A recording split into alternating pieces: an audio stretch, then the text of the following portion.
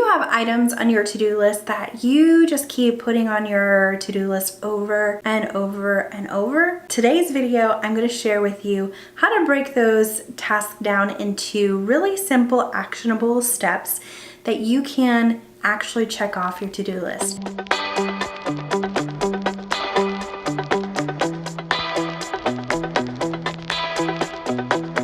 Hi, I'm Amanda and I teach creative entrepreneurs to get your creative genius out into the world so that you can make money doing what you love. I create content here on YouTube 3 times a week. So if you're new here, be sure to hit the subscribe button so you get notified when I release a new video. Now let's chat about these to-do items that you have on your list that are just looming over your head that you really need to get done, but you just keep adding them to your to-do list over and over and over again. So the first thing I want to say is that usually when things are on your to-do list for a long time, it's because they haven't been broken down into small actionable steps. You've probably been too vague about what it is that you need to do.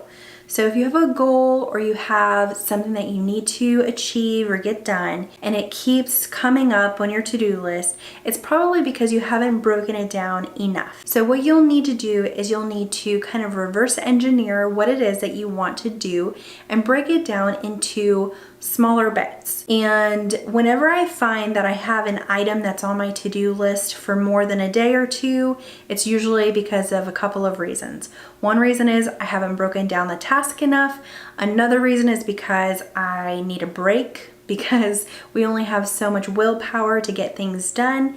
Or another thing is I'm procrastinating it for some reason and I just need to figure out what the reason is why I'm procrastinating on that thing. So those are the reasons why usually things stay on our to-do list longer than they need to be.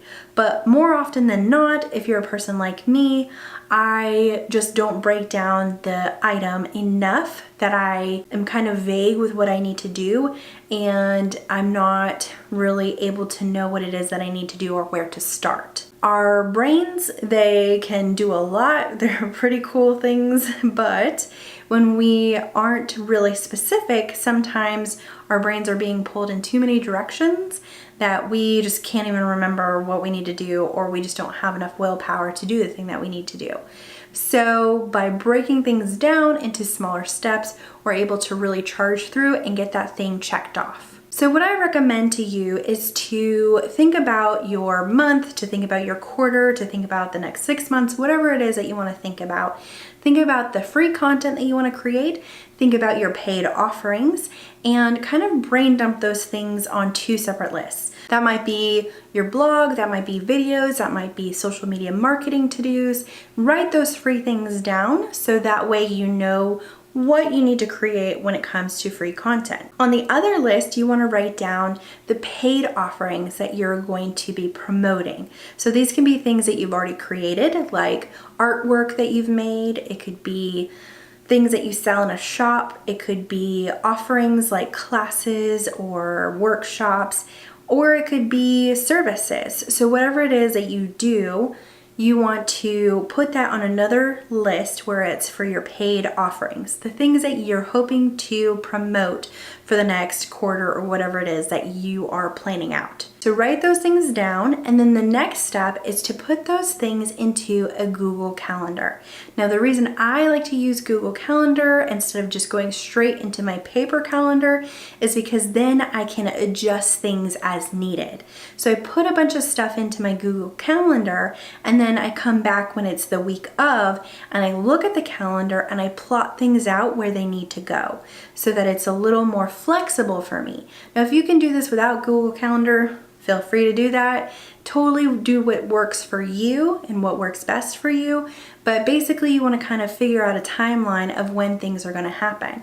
Now if you're a product-based business, you'll probably want to take in consideration things like holidays. So maybe you're going to do a promotion around a certain holiday. So write that down. Make sure you have that figured out beforehand so you're not scrambling at the last minute. Then what you want to do is you want to figure out how you can reverse engineer those things that you need to do. So a lot of times we'll put things on our list and it'll be very vague, like make a video or write a blog post. But there's actually a lot more that goes into it than just making a video. We have to make sure our camera's charged up, for instance. We have to make sure our card that we put in our camera has enough space for us to be able to record the video. We have to know what we're going to talk about. We have to think about what we're going to wear. So there are a lot of little steps that we have to take. And if you break those down into actionable steps, you'll find that you'll make more progress.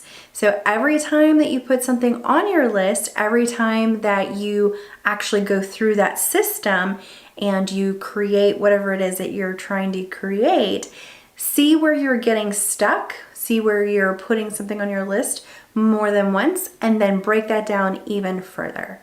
After you've done all of that, you just rinse and repeat. You just do the process over and over again.